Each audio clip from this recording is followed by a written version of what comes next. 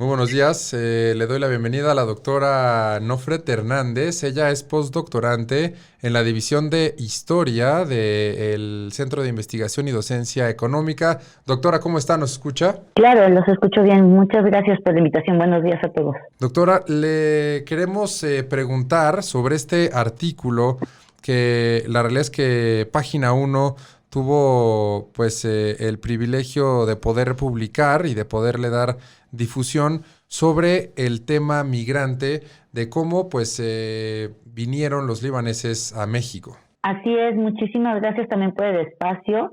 Es una parte del proyecto que estoy realizando ahí en el CIDE de investigación sobre esta migración, ¿no? Principalmente de libaneses a nuestro país y cómo se han convertido, ¿no? En parte de nuestra vida, pues, social, política, cultural, económica, pero que esto igual no fue siempre tan fácil, ¿no? Hay diversas historias familiares, entonces lo que presentamos fue la historia familiar de los Yazbek, que también Mauricio Garcés es de esta familia, lo que pasa es que se cambió el apellido para su nombre artístico, y como esta familia de fotógrafos, pues gracias a la fotografía, no solamente pudieron adaptarse a México y sentirse mexicanos, más allá de guardar también, por supuesto, algunas prácticas culturales, el gusto por la comida, ¿no? Libanesa, etcétera, y algunos todavía guardaban el idioma, también hablaban el idioma. Tufik Yazbek, el primero de genealogía de fotógrafos, él todavía hablaba bien el árabe, pero que también retrataron el México de su época, ¿no? O sea, Tufik Yazbek, que fue el tío de Mauricio Garcés, entonces a él le tocó retratar pues a María Félix, todas estas fotos icónicas que conocemos de María Félix, Dolores del Río, Javier Solís, son fotos que él tomó, ¿no? Y por eso justamente le acaban de hacer también una exposición en Monterrey, y bueno, pues yo tuve la oportunidad de platicar con su hijo, y él pues me contó un poco la historia familiar que ya tienen ahí en la revista. ¿Cuál fue el proceso, doctora, para realizar esta investigación? Usted contactó a la familia y ya de ahí pues se vino una serie de preguntas. ¿Cómo estuvo pues este proceso? Claro, sí, yo tenía ya, digamos, como una serie de preguntas pensadas para todos. Claro, ya después se va desarrollando con cada persona diferente, ¿no? Por las historias familiares. Y yo quería saber cómo habían llegado a México, ¿no? ¿Por qué habían llegado acá? ¿Cómo habían llegado acá? ¿Cómo fue su proceso de adaptación? Y este caso en particular es el que creo que más me ayudó a ver la importancia de la profesión precisamente en esa adaptación. Porque bien sabemos que muchos libaneses en un principio, al igual que los judíos que llegaban a principios del siglo XX, eran comerciantes, ¿no? Y que todos estaban, pues, en la Ciudad de México, estaban muy localizados como en el centro. Pero también había otras regiones del país donde se establecieron, y que poco a poco fueron ya los hijos que nacieron aquí, las siguientes generaciones fueron ya adoptando otro tipo de profesiones porque se fueron adaptando al país, ¿no? Que los recibió. Esto suena muy bonito, o sea, ahorita que estamos justo el 16 de septiembre, muy patrios, ¿no? Yo sí creo en esto del mestizaje. Creo que México es un país que acepta bastante mejor las diferencias que otros, y con más respeto, quiero decir. Pero aún así tenemos que seguir cuestionándonos, ¿no? ¿Qué es lo que significa ser mexicano? Porque el discurso del mestizaje obligó a los libaneses precisamente a poner por delante esta identificación de soy parte del mandato francés, entonces soy europeo, o sea, europeo entre comillas, pues, ¿no? Pero y soy cristiano, ¿no? Entonces sí sí puedo ser parte de tu identidad nacional, ¿no? Claro. Porque la identidad nacional es cierto que es muy, a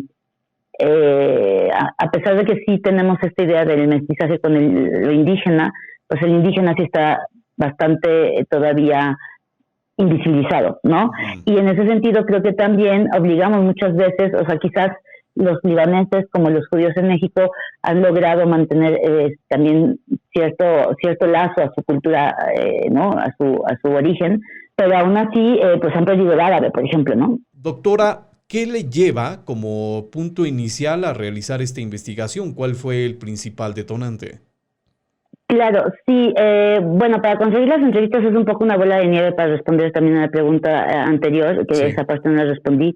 Vas conociendo a una persona que te dice, yo conozco a alguien, así lo llamamos en antropología, etnología, le llaman la bola de nieve, ¿no?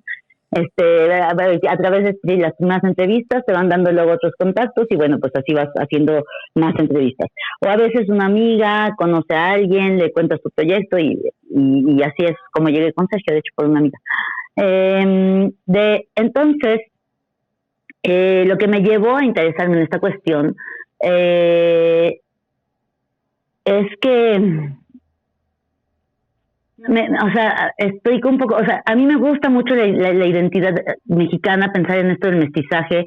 Sí creo, viví en Francia casi 8 años para hacer el doctorado y creo que México es mucho más respetuoso de las diferencias, de verdad lo digo, tenemos problemas, hay racismo, hay clasismo, sí, claro. pero es mucho más, acepta mejor las diferencias que la misma Francia, ¿no? Que es donde surgieron los derechos humanos. Y en este sentido quería yo como empezar, es algo que he ido construyendo con el tiempo. Estaba cansada, por ejemplo, también de estas investigaciones que solamente se enfocan en México, Estados Unidos, no porque no sea importante, por supuesto, ¿no? O la migración México-Estados Unidos, pero porque no nada más migramos nosotros a Estados Unidos, o sea, también México es un país de migrantes, quizás no tan claramente como Estados Unidos, pero aquí han llegado migrantes de todo el mundo, o sea, españoles, libaneses, ahora también hay, egipcios, por decir algo, ¿no? Africanos, haitianos, chinos, japoneses, ¿no? Podemos decir un montón de lugares de donde han llegado a México a quedarse y a contribuir a nuestro mestizaje precisamente. Y como que yo quería cuestionarlo, perdón, es que mis perros, yo quería cuestionar esto, perdón, sí, desde el punto de vista no nada más desde lo indígena, porque no es que no sea importante la identidad indígena, que sí está dentro del discurso del mestizaje, por supuesto, pero solo en el discurso, insisto, ahí es como donde veo yo que tenemos el mayor problema hacia los indígenas,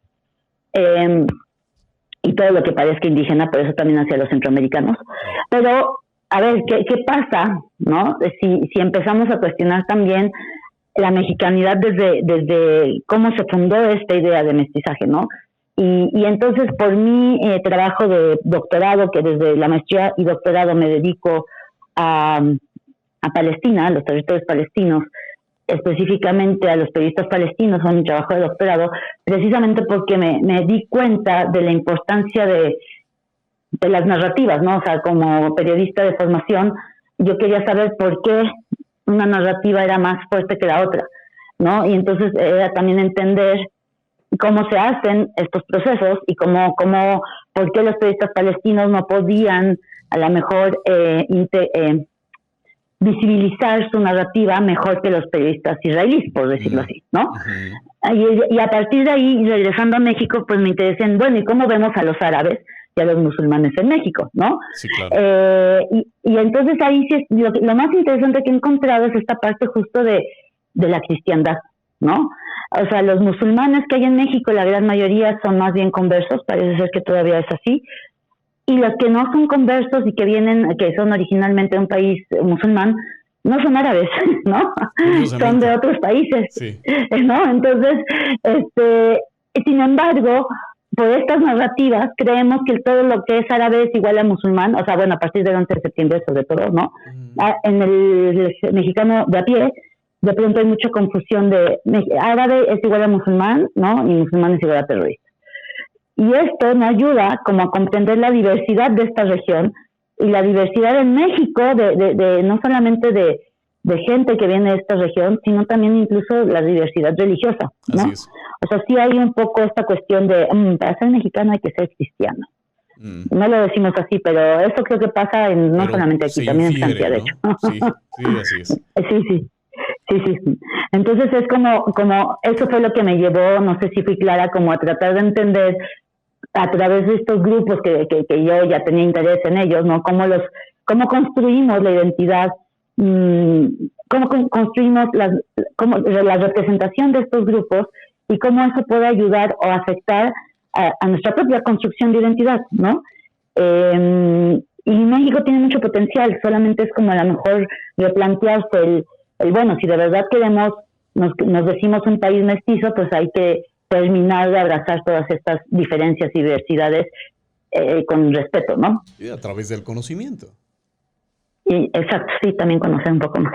Doctora, a reserva, pues, de estos ensayos y de estos ejercicios, pues, de corte periodístico, ¿algún libro que esté preparando usted en el inmediato plazo? Sí, Sí, bueno, hay un artículo en inglés que estoy preparando para la Enciclopedia de Oxford sobre precisamente la representación de los musulmanes, ¿no?